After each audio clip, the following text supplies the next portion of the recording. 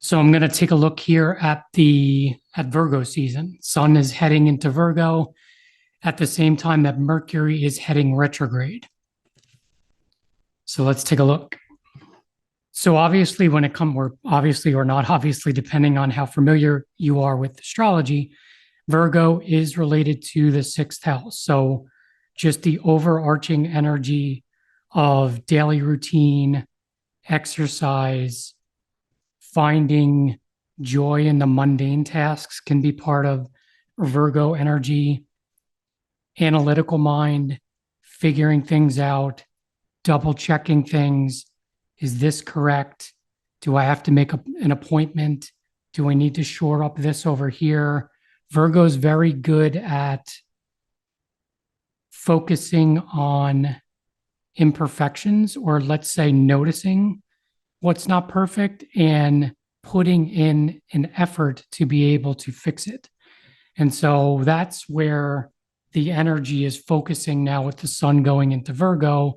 And now we have Mercury, which has been going through Virgo, which now turns retrograde. So with this energy, always when you have Mercury retrograde, it's revisiting, it's reworking, it's reevaluating. So those things I mentioned right off the top are going to be at the top of the list energetically. And then if you wanted to get a personal take on this, where is Virgo in your chart? What house does it fall in your chart will give you a good indicator of where this analytical, this reworking, this reviewing, this focusing on the details will come into play for you. That'll add some more context to it. We still have that influence of the new moon. So I did a video on the new moon in Leo.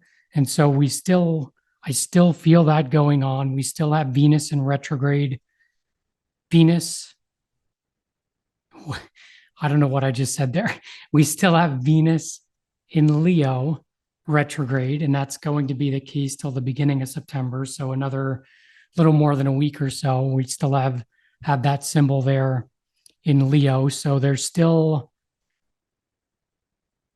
especially with the Virgo archetype, there's still some tweaking, there's still some adjustments to yourself, adjustments to relationships, adjustments to the circumstances that you're in.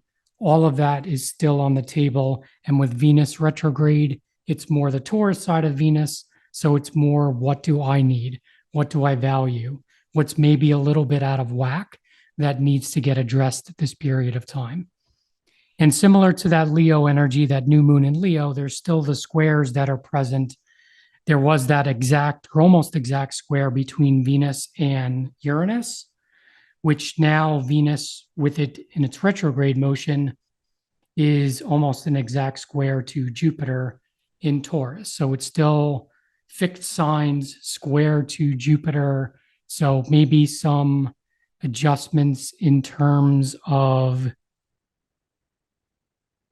your creativity, the way you're creating things, the way things are being handled, how you're focusing, or let me say it differently, how you're funneling that creative energy may needs to change in some way, where maybe you were channeling it in a way that kind of felt good, but it wasn't quite it. So now in Virgo season, this will be the time frame or the opportunity for there to be needed adjustments to that.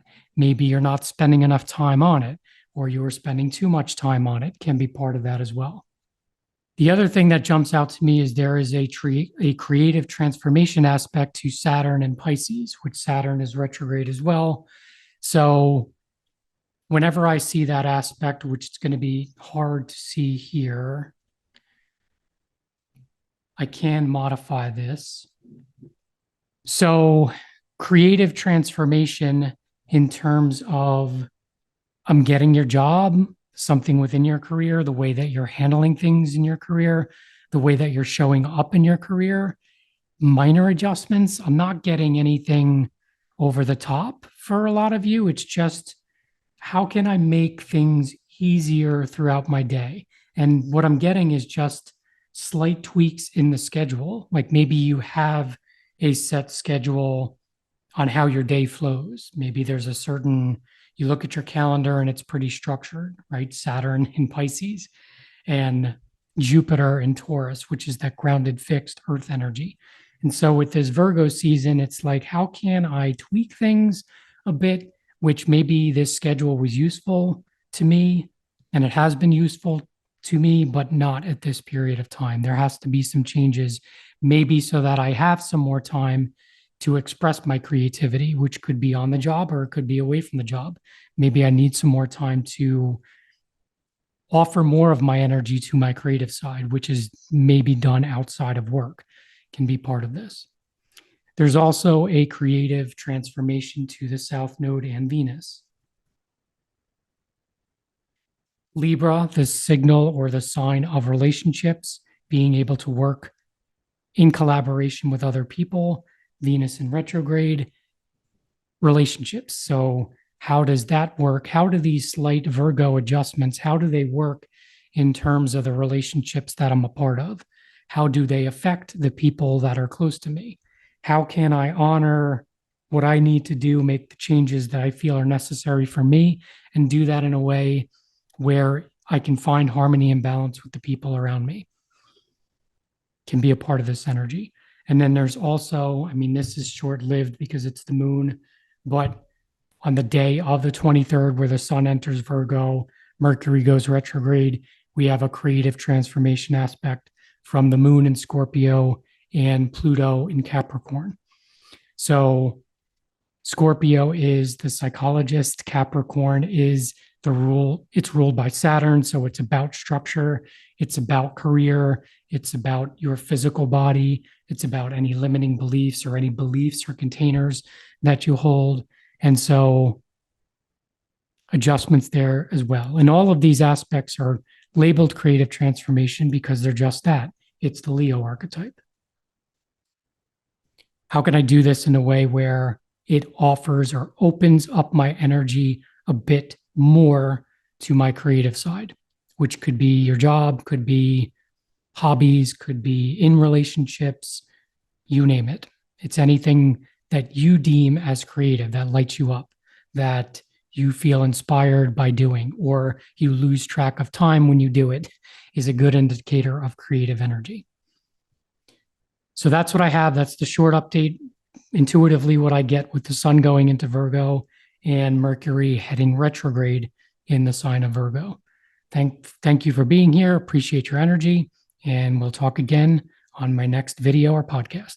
Thanks.